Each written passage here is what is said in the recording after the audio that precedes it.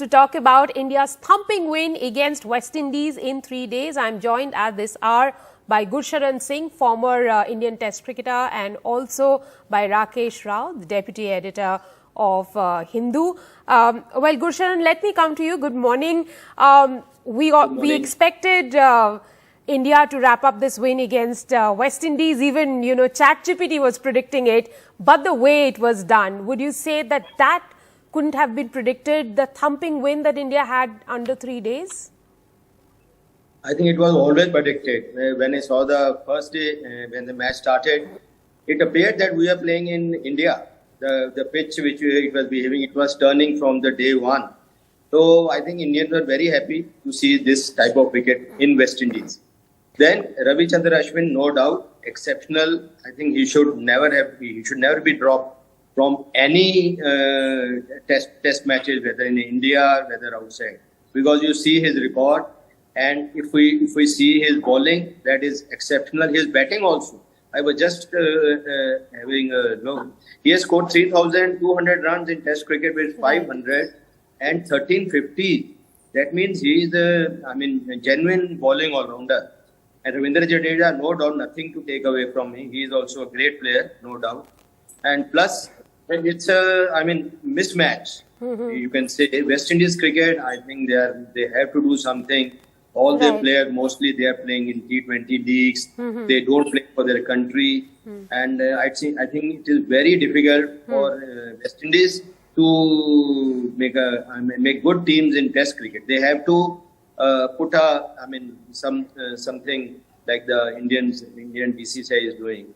They should bar some of the players to play for the T20 leagues. But Test cricket, I think it's very, very important. Plus, no doubt, great performance by Jaiswal, Yashasvi Jaiswal, Ravichandran Ashwin, Rohit, and the full Indian team. I think it's a great beginning for the WTC cycle. Well, there was definitely a mismatch of skills between both the sides, as you are rightly pointing out. Rakesh, let me ask you a little bit about Ravi Ashwin.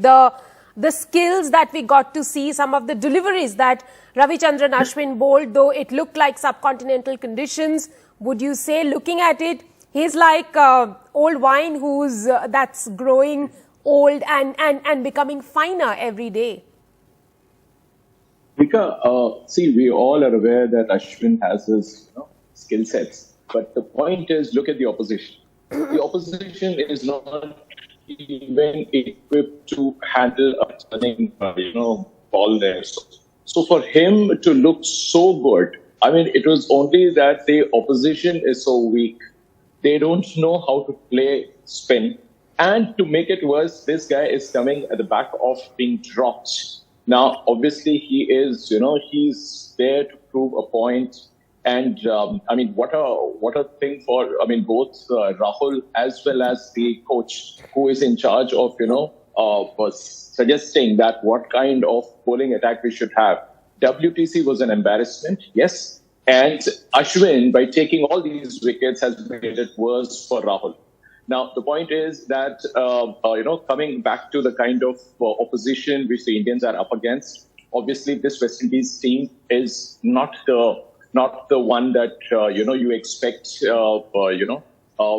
any cricket-loving fan in that country or in those, islands, they will just look at it and say, okay, we are no longer a team which can compete in it's especially the, at the highest level when we talk about red ball cricket, because the new generation is not taking to, red ball cricket at all. And you see how they are playing there. They are all in a hurry to play their shots. Now, Test cricket is a lot different. And they all need to, do a lot more. And this is not going to happen over time. Overnight, you are not going to have it. So, a lot of things is, they are not right with West Indian cricket. It is very sad, yes. But then, if you just go back to the 1980s, I remember in the late 80s, when Indians went to the West Indies, and Tony Cozier in his column had said that Indians are here to fight a nuclear war with bows and arrows. And this is exactly what this team looks like. They are not prepared for this war. They True. don't have the ammunition, and they just look out of sorts. Gurcharan, would you say, if, as Rakesh mentioned, that when it came to Ravi Ashwin, he had a point to prove after being dropped from the WTC final. He came back roaring, was helped by a weak opposition. Would you say that it's a similar case for Yashasvi Jaiswal as well? That he's been helped by a weak opposition, the bowlers who really didn't have skills to match up the skill sets of the Indians? No, I don't agree that Yashasvi Jaiswal played an exceptional knock. You see, they had Kemar Roach, then Joseph, then two spinners. Cornwall, I don't know why they played him. He is not at all fit. Then Varikan, it was turning. It was a very tough for the batsman. On that pitch, getting 170 is an exceptional performance, no doubt. Okay. Then regarding all the other, that it was a very weak team, and R. Ashwin 12 wickets. R. Ashwin has been always taking wickets in India, like 5, 10. And here also he scored, he got 12 wickets. Rakesh rightly said that he was dropped from WTC final. He wanted to prove a point. But yes, against good opposition overseas, R. Ashwin has been performing very well. But he has to take 5 wickets all overseas also. I don't know how many times he has taken that, R. Ashwin. Plus, yeah, it was a mismatch. West Indies has to do something. Right. And our team is doing exceptionally well. And next test also, I think it could finish if West Indies bats first.